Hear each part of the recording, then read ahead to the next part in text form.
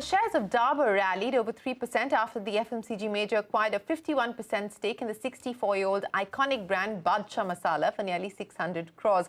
Mangalam is here with the contours of the deal, but more importantly, the opportunity that the spices market is throwing up.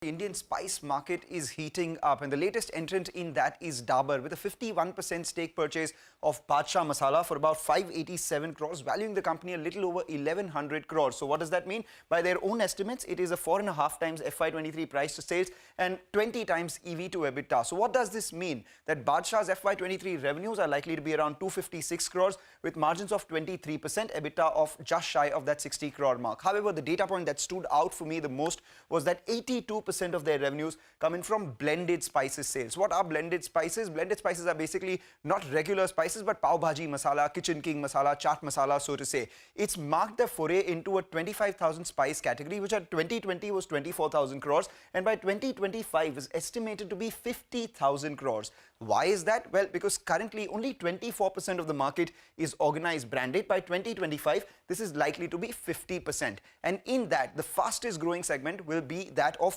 blended spices. Currently, blended spices account for just 24% of the sales. Going forward, this is likely to be 65%. Why is blended spices the key growth driver? Well, because blended spices have 3 to 3.5 times higher realizations. I mean, you can take 5 different masalas and sell it separately, or you blend it as a pav bhaji masala and sell it for 3 to 3.5 times the price. And that means the gross margins jump from 33-35% all the way up to 50-odd%. What are the other drivers in the spice market? The biggest driver is the number of deals that have taken place. In November 2019, we had Investcorp investing almost 80 crores in Intergrow brands. Then May 2020, we had some other, big announcements as well. ITC entering the 2150 crore deal with Sunrise Foods. June 2020 and September 2020, we had big investments. A91 investing 125 crores in Push. And as of September, we had Okla and MTR buying Eastern Condiments for about 2,000 crores. In the listed space, we've heard, Tata consumers selling spices under the Tata Sampann brand, and Nestle as well, selling their Magic Masala under Masala-e-Magic, those brands. So it is a market which is growing fast. What are the key drivers for the growth? Higher share of organized market, higher gross margins, and increased experimenting in kitchens, which actually started during the COVID times itself. And also people need convenience, so they're ready to, spend in masalas as against making them themselves, and higher brand stickiness. If you like a certain masala, you're likely to stick to it through your lifetime. But what are the problems for this market going forward? Regional local companies are the ones which dominate, because you want a certain taste coming in from a certain brand itself. So high stickiness can be a boon or a bane. Different cuisine and taste palettes in India are not one big company can succeed here, which is why we've seen a lot of regional players, and there has been a lack of success by MNCs in the past who've looked at this spice market. The question is, can Dabur spice things up here? Yes, it certainly looks like it will. Thanks very much, Mangalam, for joining us. Now, Indian women cricketers will be paid the same match fee as their male counterparts for international matches across formats.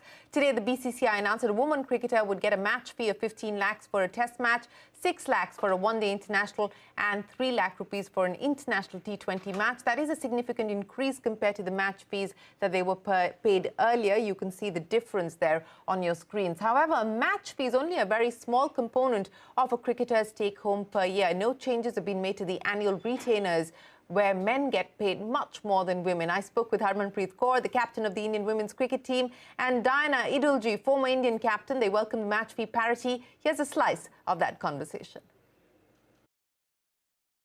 Well, I was very happy. I totally welcome this news, because, this is very important for all of us, because, we have been talking about, women equality and a match fees and everything, when we'll get, equal amount of the way, men's are getting. And today, that news has come, and we all are very happy, very excited to know that. And I'm sure in future also, a lot of things are coming on our way, and I'm really looking forward to that.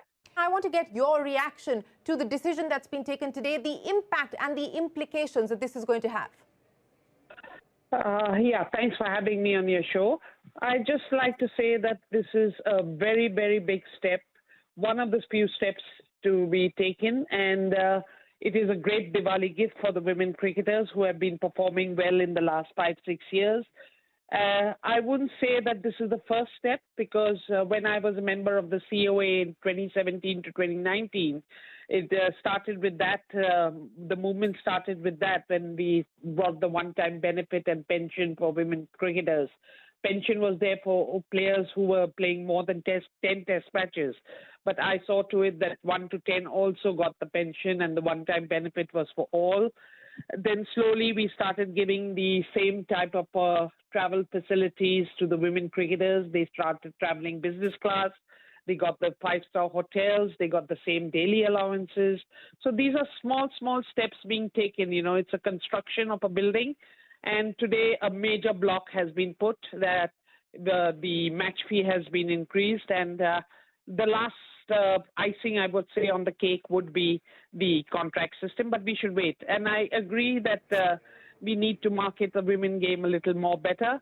And with the women IPL tender, broadcasting tender to be coming out, the franchisees coming forward to bid for teams, all that is moving in the right direction. You know, BCCI is taking small steps, but surely they are taking the positive steps to improve and promote the game of women's cricket. With that, it is time for us to wrap up this edition of India Business Hour. Thanks so much for watching. Stay tuned. The news continues here on CNBC TV18.